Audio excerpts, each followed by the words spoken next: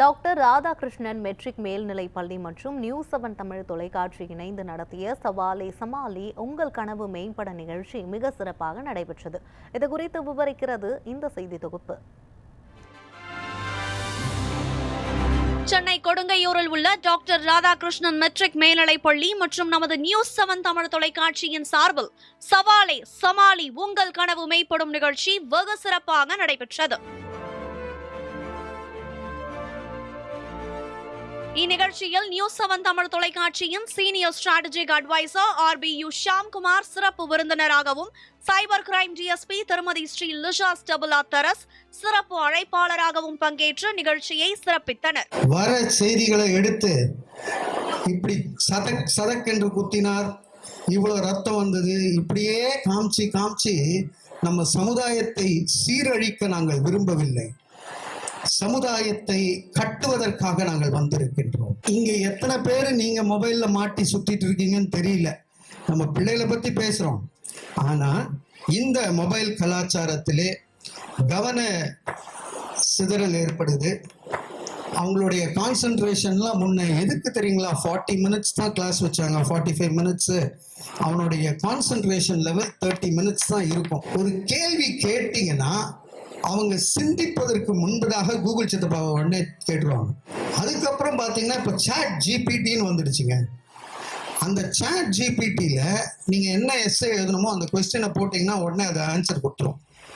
அது ஆன்சர் கொடுத்ததுமே இவன் யோசிக்கிறதே இல்லை, அப்படியே காப்பி பேஸ்ட். அந்த சாட் ஜிபிடியில் எக்ஸலாக இருக்கட்டும் எல்லாமே. இப்போ நான் என் மகனை என் பிள்ளையை எப்படி படிக்க வைப்பேன்? நிகழ்ச்சியில் பேசிய DSP Sri Lisha ஸ்டபுலா தரஸ் cyber crime குறித்த விழிப்புணர்வை மாணவ மாணவிகளுக்கு அளித்தும் பெற்றோர்களுக்கு அறிவுரைகள் வழங்கியும் இந்நிகழ்ச்சியை மேலும் மெருகூட்டினார். சவால் எது? உங்க கையில இருக்கக்கூடிய மொபைல் போன். அதிகமாக ஸ்கிரீன் டைம், இந்த மொபைல் போனை யூஸ் பண்றது, அதிகமா செலவிடுறது, நேரத்தை செலவிடுறது யாரா இருக்கும்னு நினைக்கிறீங்க? டீனேஜர்ஸா, பேரண்ட்ஸா? பேரண்ட்ஸ். நீங்களே ஒத்துக்கிறீங்க. முன்னாடி எல்லாம் நாங்க சின்ன வயசுல இருக்கும் போதெல்லாம் சொல்லுவாங்க, பெரியவங்க வீட்டுல என்ன பேசுறாங்களோ அதே வார்த்தைகளை தான் இந்த பிள்ளை பேசுது. சோ நீங்க இன்ஃபுளுசரா இருக்கும் போது கண்டிப்பா உங்க குழந்தைய இந்த தாக்கத்துல இருந்து காப்பாற்றவே முடியாது. சவாலை சமாளிக்கணும்னா யார் ஃபர்ஸ்ட் சவாலை எதிர்கொள்ளணும்? பேரண்ட்ஸ் தான் எதிர்கொள்ளணும். பக்கத்து வீட்டு பையன் நல்லவனா கெட்டவனாங்கள உங்களால அனலைஸ் பண்ண முடியும். ஆனா சோசியல் மீடியால உங்க பெண்ணுடைய உங்களோட பையனுடைய ஃப்ரெண்ட்ஸ் நல்லவங்களா கெட்டவங்களான்ட்டு அந்த குழந்தைக்கே தெரியாது. கண்டிப்பா உங்களுக்கு தெரிய வாய்ப்பே கிடையாது.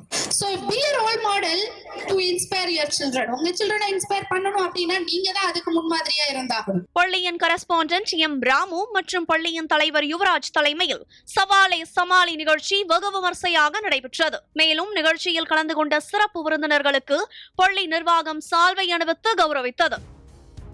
ஏராளமான பள்ளி மாணவ மாணவிகள் மற்றும் பெற்றோர்கள் இந்நிகழ்ச்சியில் கலந்து கொண்டு சைபர் கிரைம் குறித்த விழிப்புணர்வை பெற்றனர்.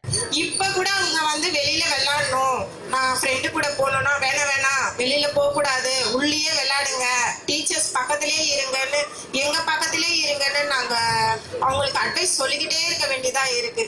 அந்த பயத்தை போக்குறதுக்கு ஏதாச்சும் நீங்க ஒரு நல்ல வழி காட்டணும். Is it only way that we have to launch complaint in 1930 and to all the 54 stations? அப்படிதான் பண்ண முடியுமா? இதைத் தொடர்ந்து பெற்றோர்களுக்கு சைபர் கிரைம் தொலைபேசி எண் 1930 தெரிவிக்கப்பட்டது. நியூஸ் 7 தமிழ் செய்திகளுக்காக பெரம்பூர் செய்தியாளர் சிலம்பரசன்.